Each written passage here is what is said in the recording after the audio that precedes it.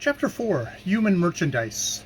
Mr. Pollexfen was at one and the same time right and wrong, a condition much more common than is generally supposed.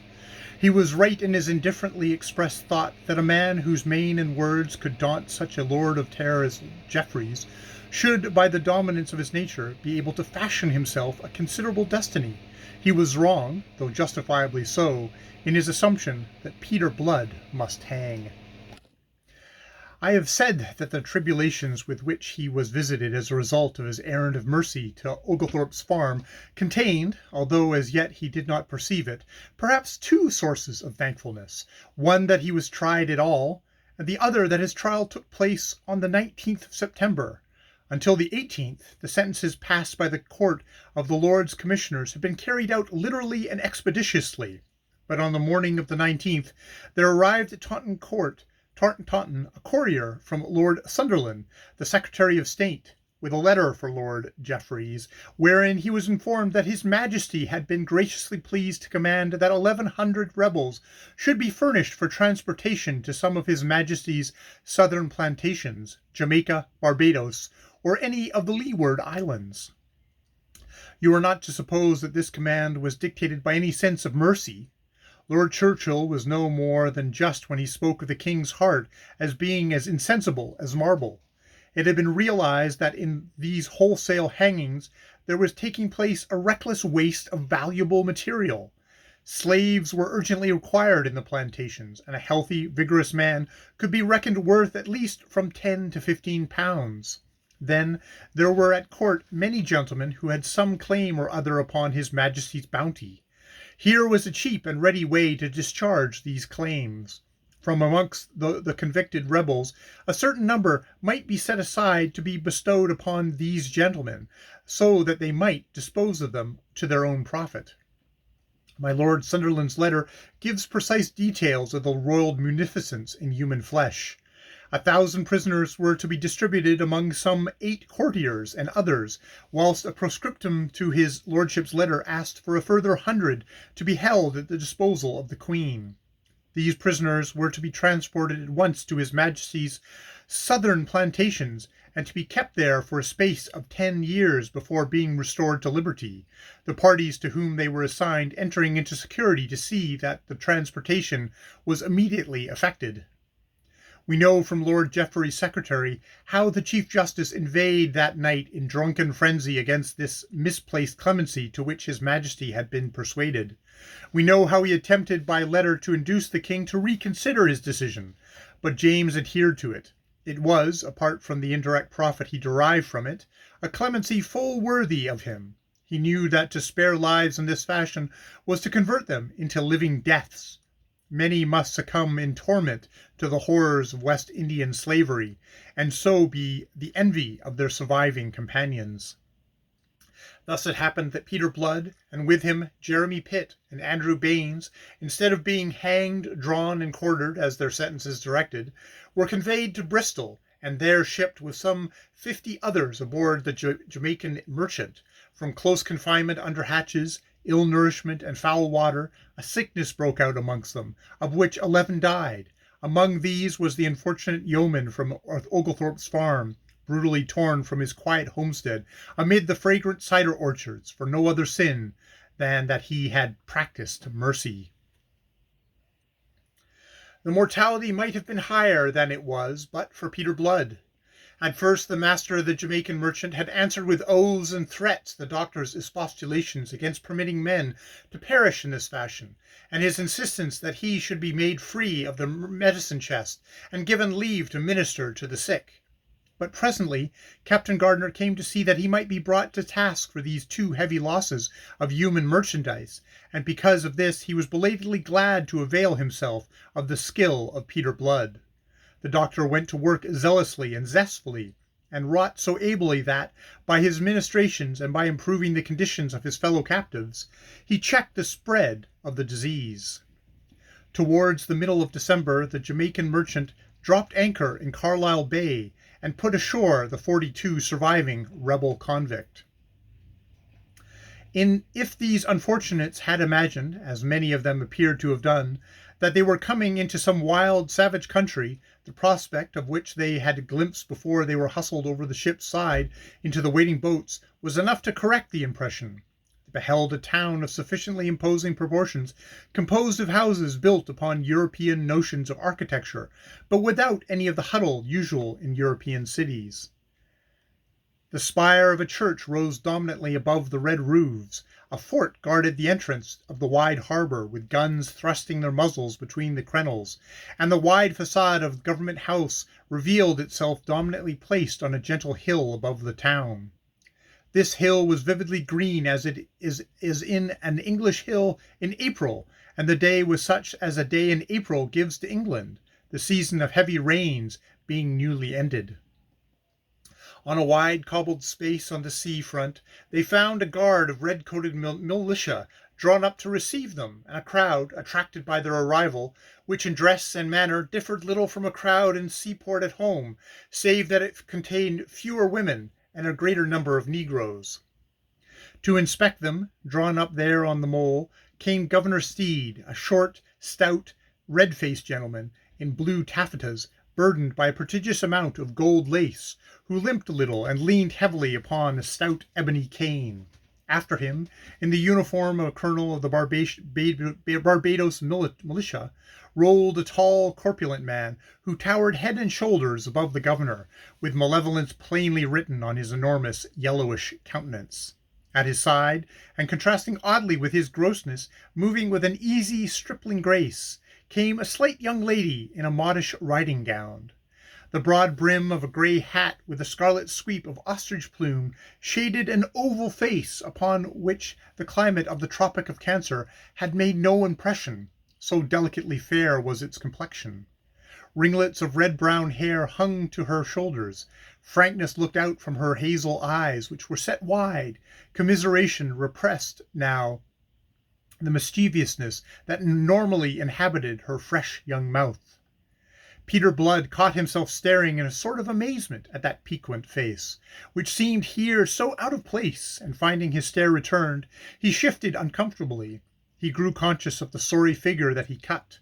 Unwashed, with rank and matted hair, and a disfigured black beard upon his face, the erstwhile splendid suit of black camlet in which he had been taken prisoner, now reduced to rags that would have disgraced a scarecrow, he was in no case for inspection by such dainty eyes as these.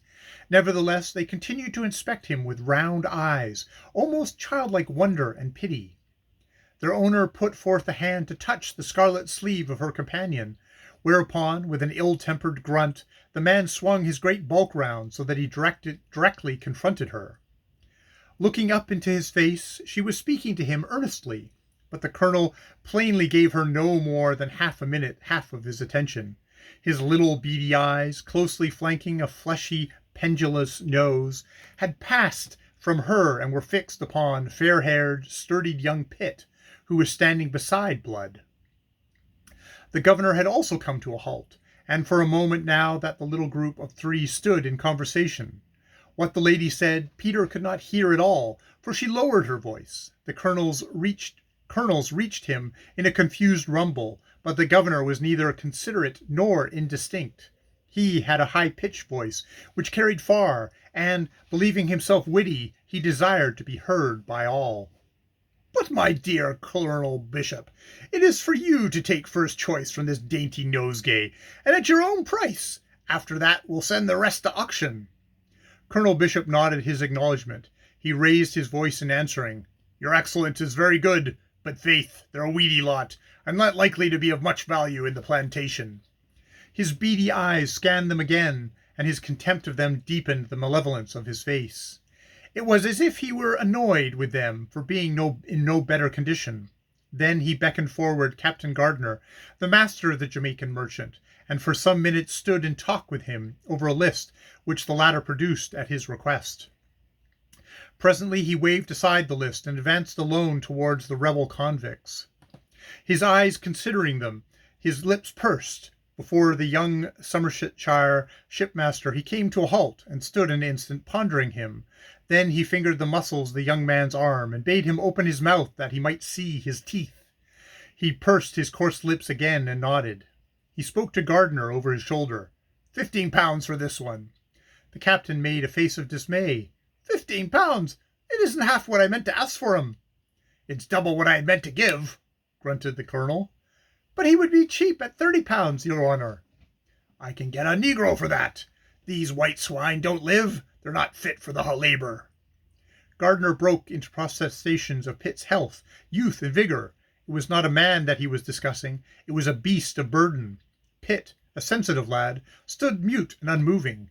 Only the ebb and flow of colour in his cheeks showed the inward struggle by which he maintained his self-control.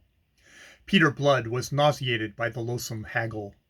In the background, moving slowly away down the line of prisoners, went the lady in conversation with the governor, who smirked and preened himself as he limped beside her. She was unconscious of the loathly business the colonel was transacting. Was she, wondering Blood, indifferent to it? Colonel Bishop swung on his heels to pass on. I'll go as far as £20, not a penny more, and it's twice as much as you're like to get from Crabston. Captain Gardner, recognizing the finality of the tone, sighed and yielded. Already Bishop was moving down the line. For Mr. Blood, as for a witty youth on his left, the colonel had no more than a glance of contempt. But the next man, a middle-aged colossus named Wolverston, who had lost an eye at Sedgemoor, drew his regard, and then the haggling was recommenced. Peter Blood stood there in the brilliant sunshine and inhaled the fragrant air, which was unlike any air that he had ever breathed. It was laden with a strange perfume, blended of logwood flower, pimento, and aromatic cedars. He lost himself in unprofitable speculations, born of that singular fragrance. He was in no mood for conversation, nor was Pitt, who stood dumbly at his side, and who was afflicted mainly at the moment by the thought that he was at last about to be separated from this man with whom he had stood shoulder to shoulder throughout all these troublous months, and whom he had come to love and depend upon for guidance and sustenance. A sense of loneliness and misery pervaded him by contrast with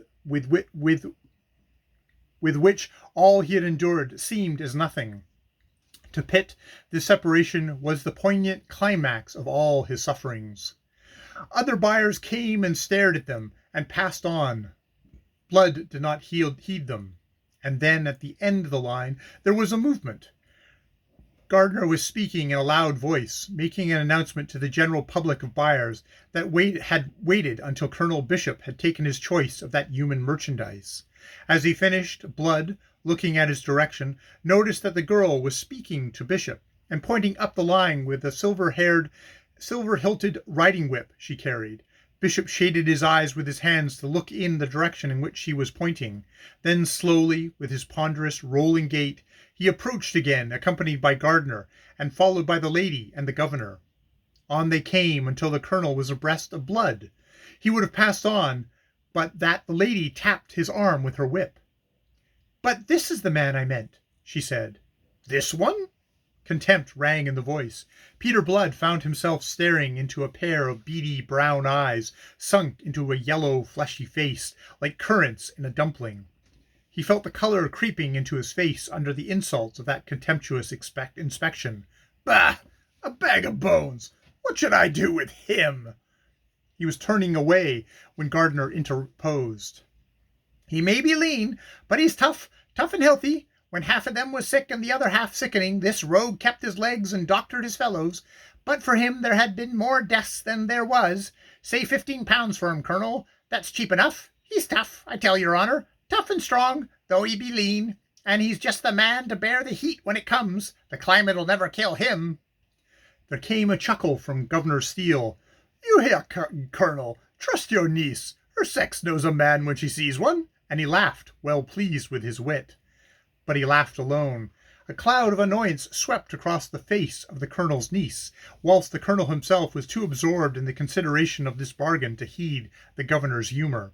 He twisted his lip a little, stroking his chin with his hand, the while Jeremy Pitt had almost ceased to breathe. "I'll give you £10 for him," said the colonel at last. Peter Blood prayed that the offer might be rejected. For no reason that he could have given you, he was taken with repugnance at the thought of becoming the property of this gross animal, and in some sort the property of that hazel-eyed young girl. But it would need more than repugnance to save him from his destiny. A slave is a slave, and has no power to shape his fate. Peter Blood was sold to Colonel Bishop, a disdainful buyer, for the ignominious sum of £10. End of chapter 4.